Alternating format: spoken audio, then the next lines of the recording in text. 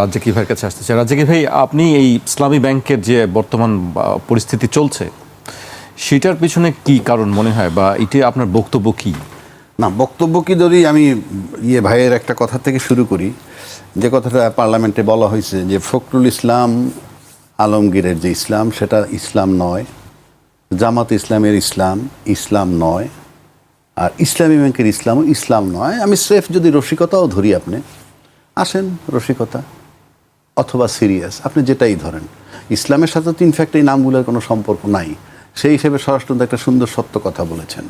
আমি এর সাথে একটা জিনিস খালি অ্যাড করে দিব, এটার সাথে অ্যাড করবো এরকম, বাংলাদেশের গণতন্ত্র কিন্তু গণতন্ত্র নয়। বাংলাদেশের গণতন্ত্র কি? গণতন্ত্র হলো মেজরিটি লোকের যে ওপিনিয়ন সেটাকে অ্যাকসেপ্ট করার নাম গণতন্ত্র। বাংলাদেশে সেটাকে উপেক্ষা করার নাম গণতন্ত্র। গণভোটে 69% লোকে ভোট দিছে, সেটাকে আপনি উপেক্ষা করছেন, এটার নাম গণতন্ত্র। তো এই উপেক্ষা করে আপনি যদি পার্লামেন্টে গিয়ে কথা বলতে যান, who will listen to you? আলাপ করতে পারেন। এটা হলো গায়ে যখন জোর থাকে তখন নানান ভঙ্গিমায় বলা যায়। আমি আবারও বলছি, বাংলাদেশের গণতন্ত্র গণতন্ত্র নয়, কারণ 69% লোক ভোট দিছে, সেটাকে আপনারা উপেক্ষা করছেন। আপনি গণতন্ত্র মানবেন না, আপনি ওপিনিয়ন দিচ্ছেন। সেকেন্ড থিং আসি, টাকা তসরুফ। ইসলামী ব্যাংকের আলটিমেটলি তার টাকা তসরুফ।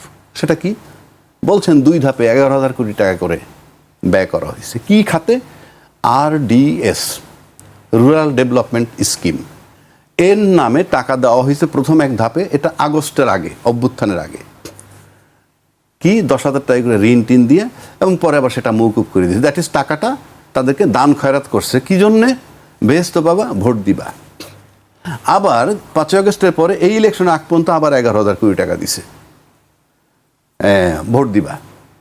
আমি এই বক্তব্যটাকে যদি সত্যিও ধরে নিই, অফকোর্স যদি এটা হয়ে থাকে সেটার বিচার করা উচিত, তদন্ত করা উচিত, যেটা জামাত ইসলামকে ইঙ্গিত করে বলা হয়েছে। এবং জামাত ইসলামের আমির বীর দর্পে বলেছে, আপনারা ওভাবে বলছেন কেন? বলেন জামাত ইসলাম করেছে, নাম বলেনি, নাম বলেছেন যে নাম বলেন, তারপর বলছেন নাম বলতে। জি, তো আপনি যখন খুব সত্যবাদী, খুব স্ট্রেট ফরওয়ার্ড হবেন, আপনার কাছে যদি প্রমাণ থাকে, এভিডেন্স থাকে, আপনি এইভাবে বলবেন। সব জায়গায় চলে না। আপনারা যে আমি গণতন্ত্র নাই বললাম, সে পর্যন্ত তো পার হয়ে গেলেন জনগণকে ধোকা দিয়ে, সেটা ঠিক আছে। কিন্তু আমির ইসলাম, জামাতের আমির এটাও বলছে, আমি তাদের কথোপকথন বলছি, এটাও বলছে শ্বেতপত্র প্রকাশ করেন, আমি অ্যাবসোলুট চ্যালেঞ্জ করছি, এটা সে বলেছে, এবং তদন্ত করতে বলেছে। তাই না? বলছে এই একই কথা আবুল বারাকাত বলেছিলেন, যে ইসলামী ব্যাংকের ফান্ডিং করে জঙ্গিদের। পরিষ্কার উনি ওইভাবে বলছেন, জঙ্গিদের। আর দাড়ি কমা সেমিলিক্লোন যখন দিতেন, এটা তখন মনে হয় আমার মতো, আমি যখন হোস্টেলে পড়তাম, আমার বাপের কাছে চিঠি লিখতাম, 540 টাকা 70 পয়সা লাগবে। তা আমার বাপ মনে করতে বিষয়টা চূড়ান্ত, এত একুরেট হিসাব করে আমার ছেলে পাঠাইছে। আর যদি রাউন্ড ফিগার পাঠাইতাম তাহলে প্রশ্ন করতো, তখন ফ্যাকশন নাই কেন একেবারে। তো উনি সেটা করছেন, উনি ওটা করছেন, উনি কৌশল এই দেশের লোকেরে বুঝাইছেন। এটা সাধারণ লোকেরে বোঝানো যাইতে পারে। আপনাকে যখন কাস্টডিতে নেওয়া হয়েছে তখন কিন্তু বলা হয়েছে, সমস্ত মিডিয়া, আপনারা মিডিয়া, আপনারা লিখছেন বিশ্ববিদ্যালয় অর্থনীতির প্রফেসরকে জেলখানা নিচ্ছে। একবারও বলেননি ফান্ডিং তসরুফ করছে, জনতা ব্যাংক তসরুফ করছে, এইসব। আমি চ্যালেঞ্জ করে দিলাম, আপনি দেখান একটা পত্রিকা, কেউ লেখেননি, ইউনিভার্সিটির শিক্ষক। আর এইরকম বেলা একটা ঘটনা ঘটলে পরে, তাহলে তখন ওই ব্যক্তি এটা করছেন, উনি মাদ্রাসার বা অমুক, এই হুইচ ইজ ভেরি পেইনফুল। আপনি যখনই কেলেঙ্কারি কথা ধরবেন, অফকোর্স আপনি আসেন শেয়ার বাজারে কেলেঙ্কারি, আসেন পার্লামেন্টে আলোচনা করেন, উই ওয়ান্ট টু সি ইট, পার্লামেন্টে আলোচনা করেন। সোনালী ব্যাংক কেলেঙ্কারি, জনতা ব্যাংক কেলেঙ্কারি, বাংলাদেশ ব্যাংকের টাকা চুরি, বেসিক ব্যাংকের কেলেঙ্কারি, কি এগুলি মাপ? অফকোর্স ইসলামী ব্যাংকে যারা করছে তারা যদি এটা করে থাকে, এদের যেভাবে অ্যাকশন নেবেন একই কায়দায় এই বিষয়গুলো পার্লামেন্টে আসতে হবে। যদি বলে বিরোধী দল আনবে, কেন? সরকারি দল এনেছেন, এইগুলোও সরকারি দল আনবেন। এটা বাংলাদেশ, এটা আমার সকলের দেশ, জনগণ এই দেশের মালিক বলতেছেন আপনারা, জনগণকে উপেক্ষা করবেন না। আমি আবারও বলছি, আওয়ামী লীগ যেভাবে দেশ চালাইছে, শেখ হাসিনা মাইনাস শেখ হাসিনা, আওয়ামী লীগ যদি শক্তিশালীর দিক থেকে ধরি, শুধু হাসিনা বাদ দিয়ে আজকে যদি যে আওয়ামী লীগ সাজবে বাজারে, সেই আওয়ামী লীগ, ওই হাসিনা সহ আওয়ামী লীগ যে ক্ষমতা রাখে, হাসিনা বিহীন আওয়ামী লীগ তার 50 ভাগের 1 ভাগ ক্ষমতা রাখে না। এটা মাথায় রাখতে হবে। তো একইভাবে আপনাদেরকেও সেই চিন্তা করতে হবে। আপনারা এই শেয়ার বাজার কেলেঙ্কারি, সোনালী, জনতা ব্যাংকের কেলেঙ্কারি, বেসিক ব্যাংক কেলেঙ্কারি আলাপ করেন, আমরা দেখতে চাই আপনারা আলাপ করেন। এইবার আসেন জঙ্গিদের ফান্ডিং করা বলা হয়তো, যেটা বললাম আবুল বারাকাত সাহেব বলছেন, এবং শফিক সাহেব মানে আমির সাহেব এটাও বলছে আপনারা দ্বিতীয় বারাকাত হইয়েন না, মানে উনিও বলছেন জঙ্গি। আমি সবারটাই আমি গ্রহণ করি যে ঠিক আছে, স্বরাষ্ট্রমন্ত্রী কারেক্ট, যদি হয়ে থাকে আপনি শ্বেতপত্র দেন এবং বিচারে যান। আমরা এই আলাপ শুনতে রাজি না। আগে বিগত সরকার টাকা তসরুপ করে গেছে, শুধু আলাপ, এই আলাপ মাঠে গ্রামে গঞ্জে আপনাদের আগে করে, আপনাদের আগে, আপনার ক্ষমতায় আসার আগেও, ইভেন দেশে আসার আগেও মানুষ করতেছিল। তো আপনি তো একই আলাপ করতেছেন, এইটা তসরুপ হয়েছে, ওইটা তো, what is the use of it? আপনি পার্টিকুলার ইসলামী ব্যাংক নিয়ে দিয়েছেন। এখন আসেন, ইসলামী ব্যাংক নিয়ে আরও একটা কথা বলছে, এটা নাকি জামাতের ব্যাংক নাম্বার 1। আবার বলছেন যে অনেক আছে গ্রাহক, যারা জামাতের বহু লোক আছে গ্রাহক সে যে আন্দোলন করতেছে। এটা আমি একটু ক্লিয়ার করে দিই। প্রথমত আসেন, একটা ব্যাংক যখন হইল 10টা লোক উদ্যোগ নেয়, 10 লাখ লোকে তো আর উদ্যোগ নেয় না, 10টা লোকে উদ্যোগ নিল। এই 10টা লোক যদি জামাতের হয়ে থাকে, অপরাধ তো নাই, উদ্যোগ নিয়ে আপনি একটা ব্যাংক করতে পারেন না। তবে হ্যাঁ, এই ব্যাংক হওয়ার পর আলটিমেটলি জামাত যারা করে না তারাও গ্রাহক আছে, তবে জামাতের গ্রাহকের সংখ্যা বেশি, অর্থাৎ জামাত যারা করে বেশি। কেন? এটা সুদবিহীন, এটা কি ইসলামী কায়দায় দিব, আপনি বলতে পারেন। এটা বলছে, এটা আমি অস্বীকার করতেছি না, বলছে। বললে কি, এটা বললে কি অপরাধ হয়েছে? অপরাধ তো হয় নাই। এক, আর ওই 5জন জামাতের লোক নিয়ে যদি ইসলাম ব্যাংকটা করে ফেললো, এটা জামাতের ব্যাংক হবে? কেন হবে? দুইটা আপনার এক্সাম্পল দিব। একটা এক্সাম্পলে যদি আপনি আইনের ভাষায় আসেন, আইনের ভাষায় কিন্তু একই লোক, একই ব্যক্তি দুইটা বিচার করে।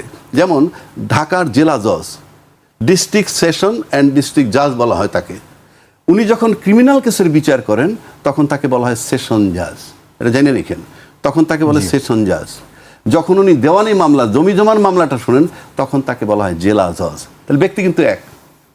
একইভাবে ইসলামী ব্যাংকের গ্রাহক যদি জামাতে ইসলামের সদস্য হন, সে তো এখন গ্রাহক হিসাবে আন্দোলন করতেছে, ওই ব্যাংকের গ্রাহক, ওই ব্যাংকের অ্যাকাউন্ট হোল্ডার। অপরাধটা কোথায়? আপনারা বানাচ্ছেন এটা জামাতি ব্যাংক। মানে জামাতি ব্যাংক মানে কি? 1 নম্বর, তারা কি ব্যাংক করতে পারবে না? 2 নম্বর আসেন, যদি তাই বলেন যে জামাতে করছে বইলা বা একটা দলের লোক করলেই হয়, তাহলে আপনি যদি শেরিনা হোটেলের দিকে তাকান, এটা কি বিএনপির হোটেল? আপনি ঢাকা ব্যাংকের দিকে তাকান, এটা কি বিএনপির bank? Of course not. But Sherina হোটেলের মালিক বিএনপি করেন, ঢাকা ব্যাংকের মালিক বিএনপির এমপি। ডাজ ইট মিন যেটা বিএনপির ব্যাংক? আবার উল্টা দিকে আসেন, 3 জন এমপি মিলে উদ্যোগ নিয়ে যদি একটা ব্যাংক করে, তাতেই অসুবিধাটা কোথায়? আবার বলতেছেন আপনারা কি যে দলীয় লোক সব ওই ব্যাংকে ঢুকাইছে, সেখানেই বা অপরাধ কোথায়? আমি যে জেলা পরিষদের চেয়ারম্যান দিলাম, আমি যে পৌরসভার চেয়ারম্যান দিলাম, প্রশাসক দিলাম, কোত্থেকে দিলাম? কোত্থেকে দিলাম?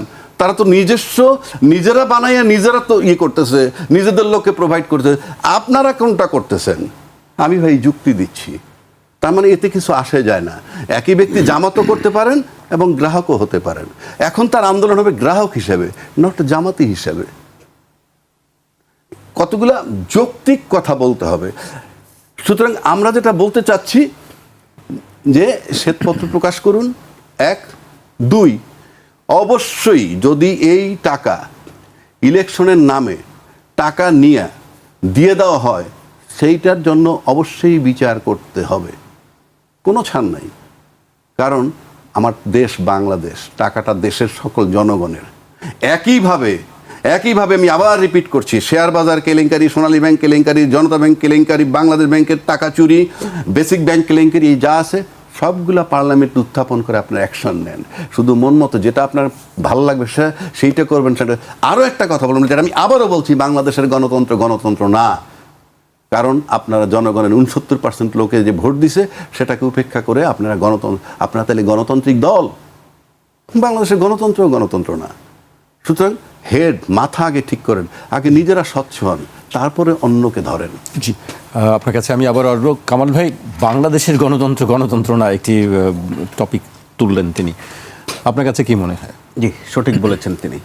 আমরা বিভিন্ন সময়ে যখন সুনির্দিষ্ট কোনো বিষয় আসে, তখন আমরা বিচ্ছিন্নভাবে এই কথাটা বলি যে বাংলাদেশের সাথে অন্য কাউকে আর তুলনা করবেন না, বাংলাদেশের গণতন্ত্র বাংলাদেশের মতো, যেটা বিগত প্রধানমন্ত্রীও বলতেন।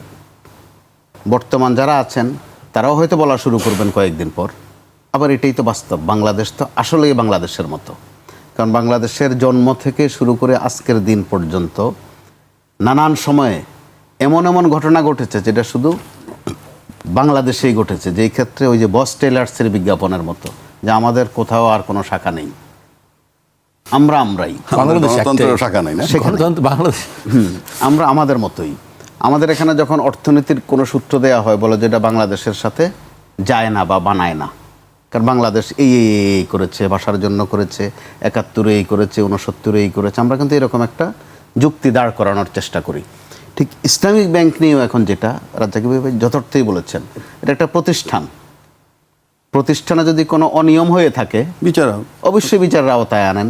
কিন্তু আমরা দেখেছি বিগত আওয়ামী লীগ আমল বিচারের নামে ওখানে নিজস্ব লোক বসিয়ে দেয়া, যেহেতু বর্তমানে তিনি অত্যন্ত স্পর্শকাতর খুব বড় জায়গায় আছেন, ওনাকে ওখানে বসিয়ে দেয়া হয়েছিল এবং বলা হয়েছিল যে ওই কমপ্লিট করার জন্য, দখলবাজি কমপ্লিট করার জন্য, নিখুঁতভাবে করার জন্য ওনাকে দেয়া হয়েছিল।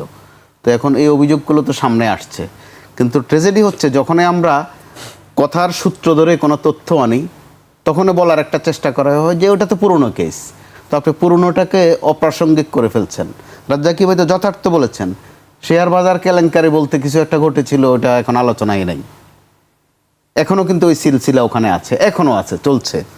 বাংলাদেশ ব্যাংকের রিজার্ভ হ্যাক হওয়া, ওইটাও বাংলাদেশে সম্ভব। বিশ্বের আর কোথাও ওইভাবে ঘটেছে কি না, তাহলে ওখানেও বলতে হবে যে বাংলাদেশের অর্থনীতি বাংলাদেশের মতোই।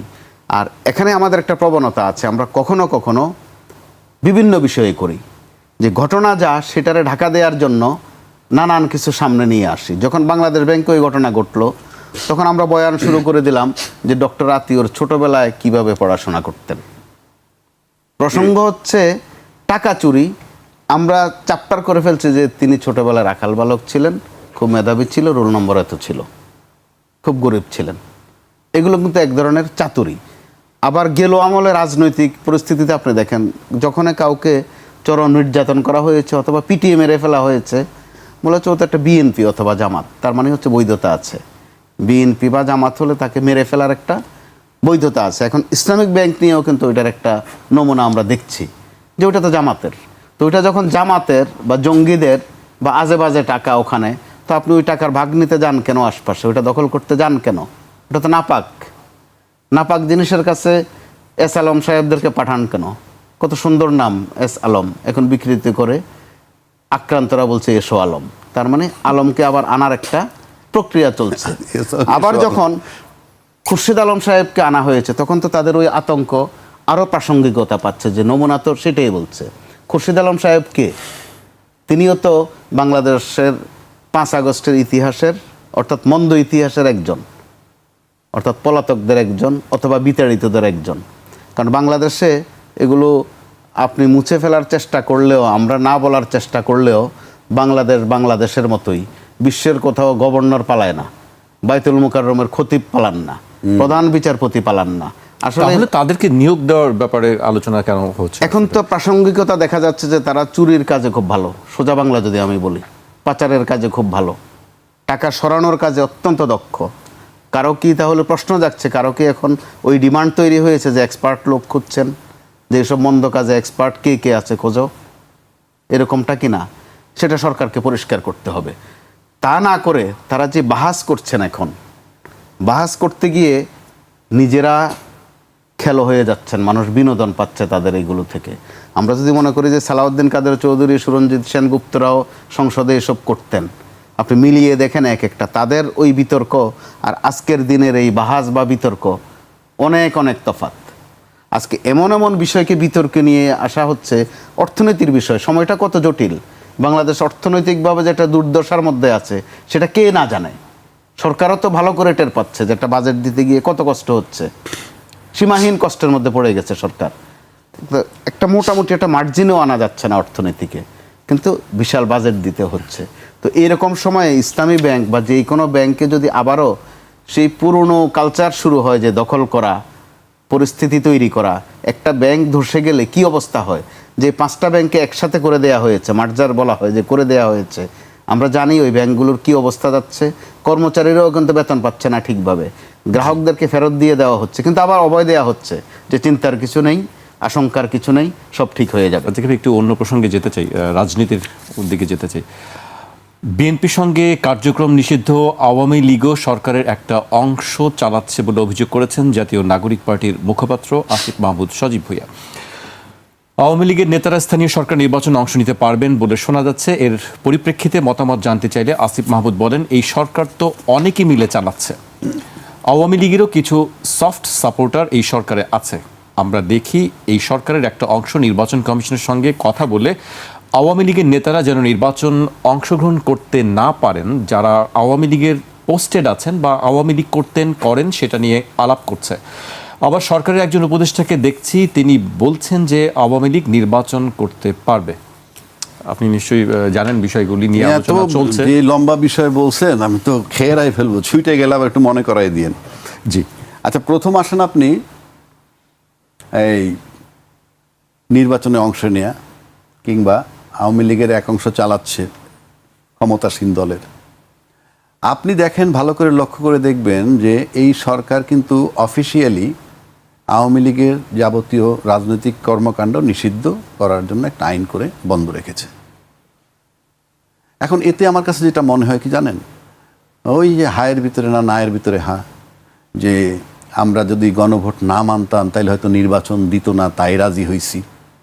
আবার কি জুলাই সনদের যে আইন জারি করছে, জুলাই সনদের পক্ষে রাষ্ট্রপতি, সেটা তিনি করতে পারেন না। এগুলো কিন্তু সব নির্বাচনের পরে বলছি, আগে বলি নাই। তাহলে ওই যে হায়ের ভিতরে না লুকানো ছিল, গণভোটের রেজাল্ট মানবেন না, জুলাই সনদ বাস্তবায়ন করবেন না, একই গায়ে আমার কাছে মনে হইতেছে যে মানে যে আন্দোলনটা হয়েছিল সেই আন্দোলনের বিষয়টা যাতে ফেরত না আসে, আবার চট কইরা গতিটা ফেরত না পায়, সেজন্য বোধহয় বলছেন যে আওয়ামী লীগের যাবতীয় কার্যক্রম আমরা নিষিদ্ধ করে দিলাম আইন করে। এটা হলো আইওয়াশ। পক্ষান্তরে আপনি দেখবেন যে পর্যায়ক্রমে সবাই জামিন পাচ্ছে বা তারা সারফেসে আসতেছে। এখন আপনি যদি বলেন আপনি কি জামিন বিরোধী, আমি জামিন বিরোধী না। এটা হলো আইনের ব্যাপার, জামিন দিবে কি দিবে না ওই বিরোধী আমি না। কিন্তু আপনি যখন রাজনৈতিক কর্মকাণ্ড নিষিদ্ধ করছেন, আর তারা রাজনীতি করুক কি না করুক সেটাও আমার আপত্তি নেই। ভেরি ফ্র্যাঙ্কলি আমি বলতেছি আইনের কথা। আপনি যখন আইন করলেন তারা করতে পারেন, তাহলে তো কোথাও তাদের স্লোগান দেওয়ার কথা না, কোথাও ঝটিকা মিছিল হওয়ারও কথা না। এটা হবে কেন? তাহলে আপনি কৌশল নিছেন, নাইলে ভয় পাইছেন যে তাদেরকে নিষিদ্ধ করছি, হয়তো তাদেরকে বুঝাচ্ছেন গোপনে এই কারণে নিষিদ্ধ করছি যাতে ওই ফোর্সটা না আসে, যেই ফোর্সটা তোমরা লাইক করো না তারা যাতে আবার সামনে না আগায় না আসে। সুতরাং আমি আইওয়াশ হিসাবে আমরা এটা করে রাখছি, বাট আলটিমেটলি তোমাদেরকে ছাড়তেছি। এটার কারণ কি? এটা আবার এস্টাবলিশ করলেন কিভাবে? উপদেষ্টা একটা কথা বললেন, কি বললেন? যে মার্কাবিহীন নির্বাচন হবে এবং সেখানে যদি আওয়ামী লীগের যাদের বিরুদ্ধে কোনো অভিযোগ নাই তারা নির্বাচন করতে পারবে। এটা তো জানা কথাই, কারণ ওবায়দুল কাদের যদি কোথাও নির্বাচন করতে যান প্রতীক ছাড়াও, তাহলে সে আইডেন্টিফাইড, উনি এটার সেক্রেটারি জেনারেল, কিংবা হাসান মাহমুদ আইডেন্টিফাইড। কিন্তু লক্ষ লক্ষ লোক আছে যাদের কোনো পদ নাই, কিচ্ছু না, সেটাই বলছেন পদ না থাকলে তারা করতে পারবেন। আরে ভাই, তারা মার্কা ছাড়া যখন নির্বাচন হবে, আমি আওয়ামী লীগের লোক, আমি যদি নৌকা ছাড়া নির্বাচন করি তাহলে তো আপনি বুঝতে পারবেন না আমি আওয়ামী লীগ করি কিনা। তাহলে আপনি এই কথা বলার তো কোনো প্রয়োজন নাই। এটাকে আপনি সিগন্যাল দিচ্ছেন যে না তোমাদের সাথে আছি। এটা কারণটা কি? ভয় পাচ্ছেন নাকি? আমি সেটাও জানি না। কিন্তু আমার কাছে যেটা মনে হয় আজকে ক্ষমতাসীন দল অনেকগুলো জায়গায় তাদের লোকসান হচ্ছে। লস মানে দে আর লুজিং দেয়ার পজিশন, এটা মনে হয়। কারণ এই যে কমিটমেন্টগুলো রাখেন নাই, গণভোটের কমিটমেন্ট, জুলাই সনদের কমিটমেন্ট, এটা সাধারণ লোকেন কেউ এটা ভালোভাবে নেয় নাই। গল্প আপনি যতই করেন। এক, দুই, কোনো দলই বোধহয় ইঞ্জিনিয়ারিং ছাড়া ভোটে বিশ্বাসী না। কারণ আপনি যদি ভোটে বিশ্বাস করতেন, ভোটারদেরকে ভয় পাইতেন, তাহলে ভোটাররা আপনাকে ভোট দেওয়ার পর তো রিভার্স হইতে পারেন না। ভোটাররা তো আপনাকে বিশ্বাস করে ভোট দিচ্ছে এই জিনিসগুলো হবে, সেগুলো যখন হচ্ছে না, তার মানে ভোটটা হইল নামকাও আসতে, এখানে কি অন্য কোনো ফ্যাক্টর আছে কিনা? নাহলে ভোটাররা আপনি কেয়ার করবেন না কেন? আপনি তো ভোটাররা 100% উপেক্ষা করতেছেন। সবাই বিরোধী দল যারা তারাও দে আর কিপিং সাইলেন্ট, তারাও কিন্তু কিছু করতেছে না। তারা সংসদ ছেড়ে যাবে, ছেড়ে গেলেই কি আর না গেলে কি, আপনাদের তো লাগবে না, 2/3 মেজরিটি তাদের আছে। এখন কথাটা বলছি কেন? এই যে প্রতিদিন গভর্নমেন্টের যে অবস্থাটা লুজ করতেছে তারা এখানে একটা ভয় পাচ্ছে। চক্ষু বন্ধ করে ভাবেন, কল্পনা করেন এই সরকার তো 5 বছরের জন্য আসছে। আমি ধরে নিলাম 5 বছরই তারা থাকবেন, কারণ আমি তো এর বাইরে কথা বলতে পারবো না। তা 5 বছর যদি থাকেন, তাদের যে অবস্থাটা আমরা দেখছি, যেমন ওই যে ইসলামী ব্যাংক নিয়ে কথা বলছেন, অন্য বিষয় নিয়ে বলছেন না, আইসিটি কোর্টের বিচার পরিষ্কার হচ্ছে না, এটা কিন্তু নিউজই নাই কোনো, এখন ওখানে কি হচ্ছে না হচ্ছে নিউজই নাই। এইভাবে যদি আপনি চিন্তা করেন তাহলে তাদের যদি অবস্থা ডেটোরিয়েট করে, খুব খারাপ অবস্থায় যায়, তারপর সামনে ইলেকশন যদি আফটার 5 ইয়ার্স আসে, কে যাবে তার ক্ষমতায়? অপশন কি? অপশন মানে এখন তো বিএনপি, জামাত, এনসিপি 3 জন আছেন, আমি আওয়ামী লীগকে বাদ রাখলাম। এখন যদি তর্কের খাতিরে বলছি, বিএনপি যদি লুজ করতে থাকেন পলিটিক্যালি, তাহলে নির্বাচনে কে আসবে? ন্যাচারালি জামাতের মাঠ পরিষ্কার হয়। তাই হয়তো তারা মাঠে সারফেসে তাদেরকে রাখতেছেন, আনতে চাচ্ছেন এই কারণে, কারণ জামাত বিরোধী সবাই। আপনি আমাকে যদি প্রশ্ন করেন, সেটা আমি রাজনীতিবিদ না, রাজনীতিবিদ হলে করতাম, মানে আমি এক কথায় বললে জামাতের রাজনীতি যেটা ধর্মভিত্তিক সেটা আমি পছন্দ করি না, সেটা আমার বলার প্রয়োজনও নাই। কিন্তু আমি বলতেছি কোনটা, যে মাঠে যদি আওয়ামী লীগ আসে তাহলে 2টা জিনিস হবে। নাম্বার 1, আওয়ামী লীগ এবং বিএনপি একটা জায়গায় একমত হবে, কারণ এনসিপির শত্রু আওয়ামী লীগের শত্রু এনসিপি, এবং আওয়ামী লীগ এবং জামাত বিরোধ আছে রাজনৈতিক কারণে, পাতানো বিরোধ এটা, কারণ তারা তো সবাই ব্যবহার করছে, কিন্তু পাতানো বিরোধ। কিন্তু বিএনপি যদি পলিটিক্যাল লুজ করে তাহলে জামাতের চান্সটা অটোমেটিক সামনে চলে আসে। সেটাকে সামাল দেওয়ার জন্য আমার কাছে মনে হয় মাঠে আওয়ামী লীগ আনতেছে সারফেসে, এবং আওয়ামী লীগ আসার মানই হচ্ছে আরেকটা সাইড আছে এটার, আমি যেটা মনে করি, যখনই মাঠে আওয়ামী লীগ আসবে তখন তো জামাত আবার চিন্তা করবে তাদেরকে আনতেছে কেন, তখন আবার জামাত হয়তো বিএনপির প্রতি একটু সফট হতে পারে। অর্থাৎ পলিটিক্যাল খেলা এখানে, আর কিচ্ছু না। কারণ আপনি যখন ক্ষমতা আসেন, বাংলাদেশের রাজনীতির কথা বলতে, যে দল যখন ক্ষমতা আসেন, simple vote is not the issue, অনেক শক্তির সাথে তাদেরকে কম্প্রোমাইজ, আন্ডারস্ট্যান্ডিং, সিটিং করে আসতে হয়, তাতে দেশি এবং বিদেশি যাই বলেন। সুতরাং এই হিসাব নিকাশটা হলো এইখানে। সুতরাং আওয়ামী লীগ যদি সারফেসে আনতেছে, এটা কিন্তু বিএনপি যদি কোনো কারণে হঠাৎ করে লস করে ফেলে পলিটিক্যালি, আসবে কে? আসবে কিন্তু জামাত। আজকে পর্যন্ত বিকল্প তো নাই, আপনার মাঠে তো আওয়ামী লীগ নাই। সুতরাং এইটাকে সামাল দেওয়ার জন্য এটা একটা কৌশল, এবং কৌশল হিসেবে আনতেছে যাতে সংসদ টিকে থাকে। জামাত 68 সিট পাইছে, সংসদ যাতে টিকে থাকে, বিএনপি একটা বার্গেনিং করতে পারে, এইসব রাজনীতি বলে আমার কাছে মনে হয়, এখানে আর কিছু না। জি, আপনার কাছে আবারও আসবো, কামাল ভাইয়ের কাছে আসছে। কামাল ভাই, যে কথা শুনছিলাম আমরা, রাজ্যে কিভাবে বলছিলেন যে বিভিন্ন ইকুয়েশনের কথা বিশ্লেষণ করছিলেন, যে সারফেসে আছে বা আওয়ামী লীগ আসলে কার কি ক্ষতি, কার কি লাভ। আপনার কাছে কি মনে হয় আসলে এই সময় আওয়ামী লীগ নিয়ে হঠাৎ কেন সবার এত আলোচনা চলছে? আওয়ামী লীগ অবশ্যই প্রাসঙ্গিক, অবশ্যই আওয়ামী লীগ প্রাসঙ্গিক, কিন্তু একজন উপদেষ্টা আরেকটু প্রাসঙ্গিক করেছেন। কিভাবে করেছেন? বলেছেন তিনি মূলত স্থানীয় সরকার নির্বাচন প্রশ্নে। তো স্থানীয় সরকার নির্বাচন যখন কোনো মার্কায় হচ্ছে না, প্রতীকে হচ্ছে না, তাহলে ওখানে যে কেউই অংশ নিতে পারবে না। কিন্তু আবার একটু তর্জমা করে বলা সেটাকে, যে আওয়ামী লীগও নিতে পারবে। তো একটা কথা, আমরা যখন রোজার দিনে মাঝে মধ্যে বিভিন্ন বিষয়ে আমরা কিছু বয়ান তৈরি করি, ধর্মের দিকে চলে যাই, বলি যেনারা রোজা রাখিয়াছেন তেনারা ইফতার করিবেন। এটা বলার কোনো দরকার আছে? কিন্তু এরপরে বলে যে বলেন সুবহানাল্লাহ। এখানে সুবহানাল্লাহর কিচ্ছু নাই, কারণ এই সুবহানাল্লাহর সুযোগে যেনারা রোজা নাই তেনারাও বলে যে রোজা না রেখে যখন পাপ একটা করে ফেলছি, ইফতারটা খাইয়ে একটা সোয়াব হাসিল করি, এটা আর বঞ্চিত হই কেন? অর্থাৎ আওয়ামী লীগ তো আছেই, আওয়ামী লীগ হারিয়ে যায়নি, শেখ হাসিনা নেই বা ওবায়দুল কাদের নেই। আমরা গত জাতীয় সংসদ নির্বাচনে দেখেছি ভোটার প্রশ্নে বা ভোট প্রশ্নে আওয়ামী লীগ আছে। আওয়ামী লীগের ভোট হাসিল করার জন্য বিএনপি এবং জামাত ইসলাম কেউ চেষ্টার কমতি করেননি। কিন্তু তো তখন আমরা কি তথ্য পেয়েছি? তথ্য তো লুকানো থাকে না, তথ্য বড় ঐশ্বর্য জিনিস, যিনি আক্রান্ত হন তার কাছে, যে আওয়ামী লীগকে গোপনে আশ্রয় দেওয়ার কাজ করেছেন বা বিনিময় মূল্য নিয়েছেন অথবা সীমান্ত পার করে দেওয়ার ব্যবস্থা করেছেন। এসব তথ্য কিন্তু আর গোপন থাকেনি বেশি দিন, হয়তো ভবিষ্যতে আরেক পর্ব, নানা পর্বে আসতেও থাকবে এগুলো।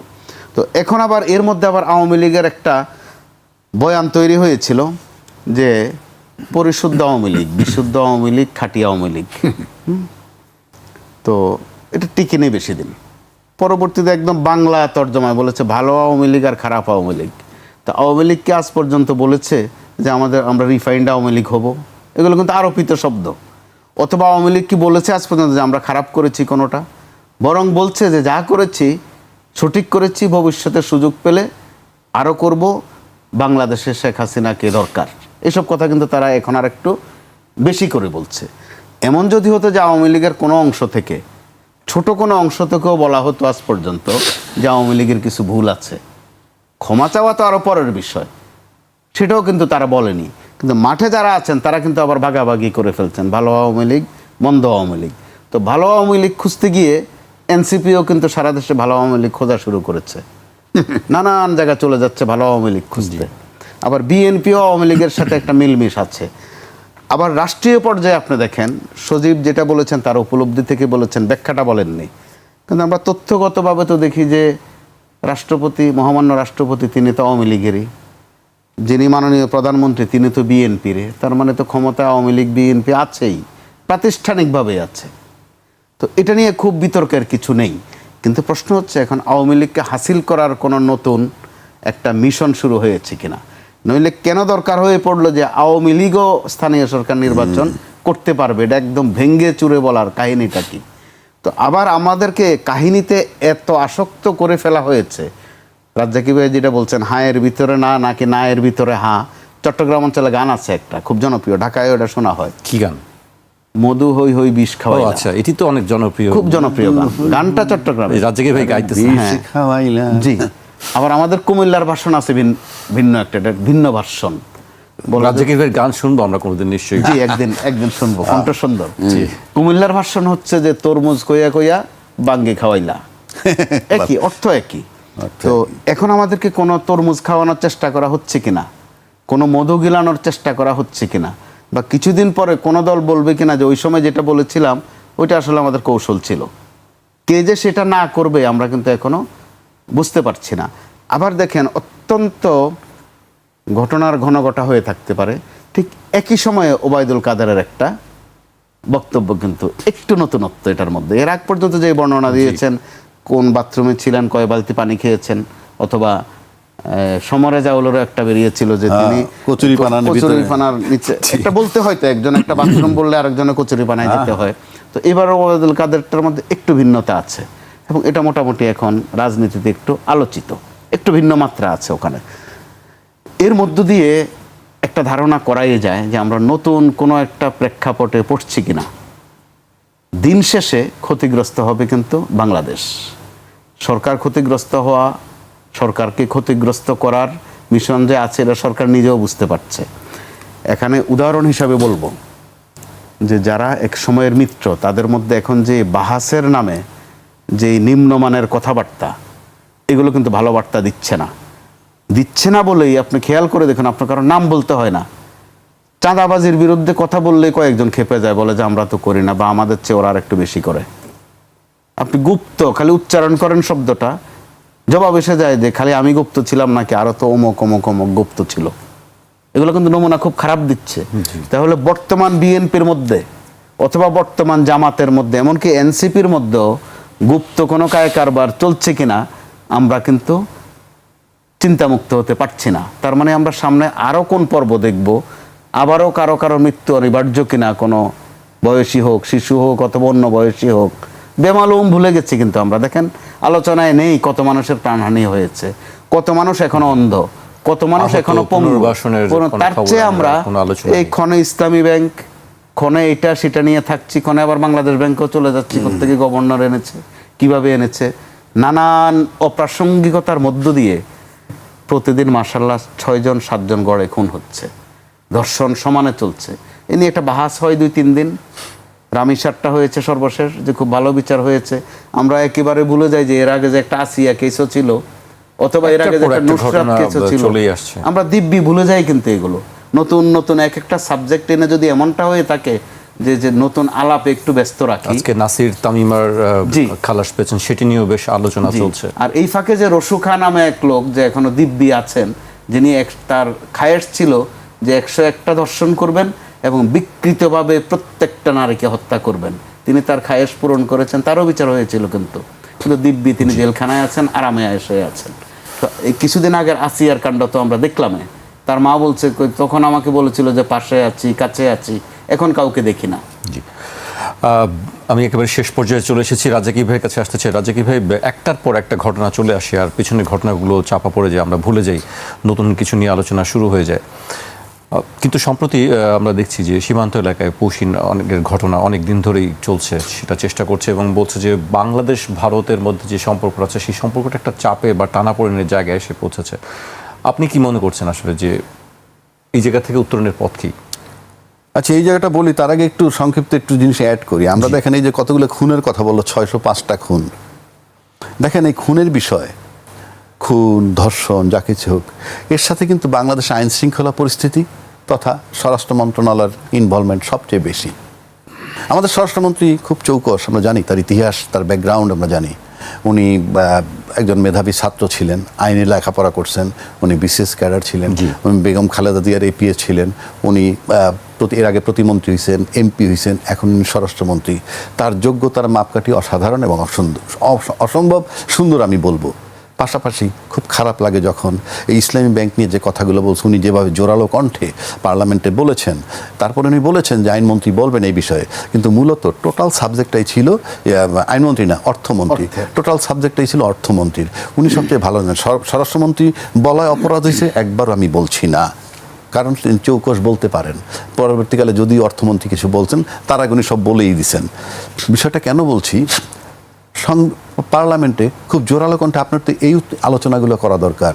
খুন হচ্ছে কেন, এত ধর্ষণ হচ্ছে কেন, কই আপনার সাবজেক্টে তো আপনি নাই, হুইচ ইজ ভেরি পেইনফুল। কথাটা কেন বললাম, এই যে আতিয়ার রহমান আমার বাংলাদেশ ব্যাংকের গভর্নর ছিল, ওনার যখন ব্যাংকের কেলেঙ্কারি, তখন উনি বাজুসের উপর একটা আর্টিকেল লিখছিলেন বাংলাদেশ জুয়েলারি সমিতির উপরে, মানে এই যে টাকা ঋণ টিন ইত্যাদি নিয়ে খুব প্রশংসা করে লিখছেন। তখন আমার কাছে কষ্ট হয়েছে, তোমার নিজের ব্যাংকের টাকাগুলো চলে গেল কোনো, তার উপরে একটা আর্টিকেল লেখো। আমি তখনও তাকে চ্যালেঞ্জ ছুড়ে দিছিলাম, আপনি লেখেন, পারেন নাই লিখতে, আপনি লেখেন না, আপনার দোষ নাই, অন্যের উপর দোষ দিয়েই লেখেন, আপনি পারেন নাই। এটা হলো আমাদের সবচেয়ে বড় ইয়ের জায়গা, ঘাটতির জায়গা। যার যেটা সাবজেক্ট সেইটা সবচেয়ে বেশি গুরুত্ব দেওয়া উচিত। এখন আসেন আপনি যেটা সীমান্তের কথা বললেন, সীমান্তের কথা আমরা কি দেখছি, প্রফেসর ইউনূস ক্ষমতা আসার পরই আমরা শুনতে থাকলাম এই যে বাংলাদেশে আমরা একটা নির্বাচিত গণতান্ত্রিক সরকার দেখতে চাই। দায়িত্বশীল সবাই বলেছেন, প্রতিবেশী দেশ বলেন, অন্যান্য দেশ বলেন। তার মানে কি গণতান্ত্রিক সরকার আসলে সব ঠিক হয়ে যাবে, বিষয়টা এরকম। এখন আসেন, যখন ইউনূস সাহেব ক্ষমতায় ছিলেন, তখন ওই 5ই আগস্টের পর থেকে কিন্তু আমরা অ্যাটলিস্ট দৃশ্যমান সেটা আমাদের কাছে ছিল ভিসা জটিলতা। ভিসা আমাদের মোটামুটি বন্ধ হয়ে গেল। পায় না যে তা না, নানানভাবে নানান গ্রাউন্ড দিয়া এটাকে কি বলে, চিকিৎসার নামে অমুক নামে যাচ্ছে, খুব বেগ পায়। আমরা ভাবলাম নির্বাচিত সরকার আসলে সব ঠিক হয়ে যাবে। আসলো নির্বাচিত সরকার, সেটা তো ঠিক হইলই না, তার সাথে যুক্ত হলো পুশিন। এটা কিন্তু ইউনূস সরকারের সময় হয় নাই, কিন্তু এই নির্বাচিত সরকার আসার পর পুশিন যুক্ত হইল।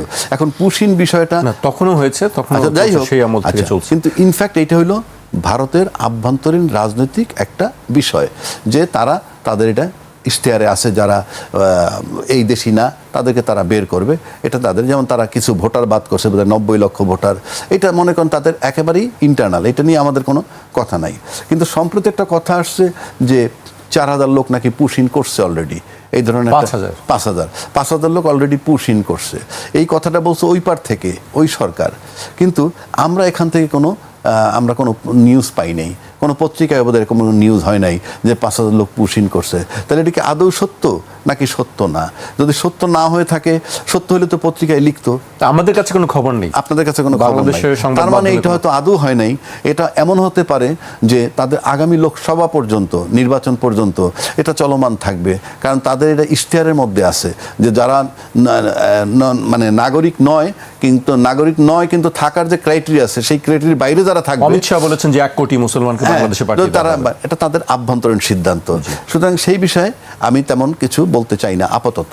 তবে একটা বিষয়, যে বিজিবি নাকি সতর্ক অবস্থায় রয়েছে এবং আমাদের পররাষ্ট্র মন্ত্রণালয় থেকে নাকি 12-13 বার চিঠি লিখছে।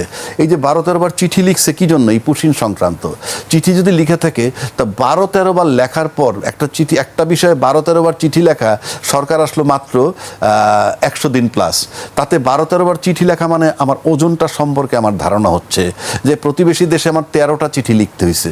কারণ আমি কেন বলছি, আমরা দেখছি নির্বাচনের আগে বেগম খালেদা জিয়া যখন মারা গেলেন, তখন কিন্তু আমরা দেখছি জয়শঙ্কর সাহেব চলে আসছিলেন, তারপরে আমাদের ভারতের পররাষ্ট্র সচিবও আসছিলেন, তারপরে মোদি সাহেবের চিঠি নিয়ে আসছিলেন, মানে যে তৎপরতা দেখলাম, কিন্তু আফটার ইলেকশন এবং এই যে 100 দিন পার হয়ে যাওয়ার পর ওটা যে রেটে চলার কথা ছিল সেই রেটে আমরা দেখতেছি না। তাতে একটা জিনিস হয়তো মনে হইতেছে যে সম্পর্কের দিক থেকে ডিপ্লোম্যাটিক্যালি বোধহয় আমরা ব্যর্থ হচ্ছি কিনা, কিংবা তারা ব্যর্থ হচ্ছে কিনা। কথাটা কেন বলছি, আমি তারেক রহমান সাহেবের একটু প্রশংসা না করে পারছি না। আমার একটা বিষয় পার্সোনালি, আমি তারেক রহমান সাহেবরে যখন আমরা দেখলাম ঢাকার বিএনপি যখন তিনি লন্ডনে, ঢাকার বিএনপি যখন খলিলুর রহমানের বিরোধী প্রচণ্ডভাবে কথা বলছে, বলিষ্ঠ কণ্ঠে তাকে সরাইতে হবে, অন্য উপদেশটা আমার ইমমেটেরিয়াল, কারণ তারা এখন আর নাই, কিন্তু সেই খলিলুর রহমান সাহেবরে লন্ডনে যখন দেখা হইল, তারেক রহমান সাহেব তারা গ্ল্যাডলি রিসিভ করছেন আমার কাছে মনে হয়। এবং তাকে যে প্রধান আজকে পররাষ্ট্রমন্ত্রী বানাইছে, আপনি চিন্তা করেন যে আমাদের রাজনীতিতে রাজনীতি আমাদের সাথে দীর্ঘ 20 বছর যাবৎ চলমান মনে করেন, কিন্তু ম্যাচিউরড হয়ে গেছিল এই ইলেকশনের পর। এই গত 24-এর যে নির্বাচনটা হলো 7ই জানুয়ারি, একেবারে সাংঘাতিক ম্যাচিউরড হয়েছে। কারণ ভূ রাজনীতির তামাশা না, ভূ রাজনীতিতে বড় বড় পরাশক্তির গেম হয়। সেই ভূ রাজনীতির ক্ষেত্রে এবং ভূ রাজনীতির স্বার্থে শেষ পর্যন্ত হয়তো শেখ হাসিনাকে চলে যেতে হয়েছে। কিন্তু এই যে খলিলুর রহমান সাহেব, আমাদের তারেক রহমান সাহেব চুজ করছেন, একজন মন্ত্রী বানাইছেন, পররাষ্ট্রমন্ত্রী, এবং আজকে জাতিসংঘের সেশনের জন্য যে প্রেসিডেন্ট, এখানে আমি মনে করি তারা এই রাইট চয়েস। বিএনপির কিন্তু আমরা উচ্চশেখের এক ধাপ আগে গেছে। থার্ড থিংটা বলে দিই যে ওনার মতো একটা চৌকস পররাষ্ট্রমন্ত্রী পাওয়ায়, উনি দেখেন আমেরিকার পরীক্ষিত বন্ধু হিসাবে আইডেন্টিফাইড, বাট উনি কিন্তু একই সময় ভারতে যাচ্ছে, চায়না যাচ্ছে, রাশিয়া যাচ্ছে, আমেরিকায় ম্যানেজ করে। তারেক রহমান সাহেবকে বলবো এই পছন্দটা যেমন আমার কাছে খুব গ্রহণযোগ্য, এবং আপনার পলিটিক্যালি স্টেবল হওয়ার ক্ষেত্রে এরকম চৌকস লোক খুবই জরুরি ছিল, সেটা আপনি চুজ করছেন। একই কায়দায় আমি আপনাকে বলবো, আপনি আভ্যন্তরীণ বিষয়ে আমাদের অর্থনীতির ক্ষেত্রে বলেন, স্বরাষ্ট্র ক্ষেত্রে, সব জায়গায় আপনি চৌকস লোককে সামনে নিয়ে আসেন। এটা আপনার সরকারের স্টেবিলিটির জন্য খুবই গুরুত্বপূর্ণ, এবং আপনি স্টেবল থাকতে পারবেন বলে আমি মনে করি।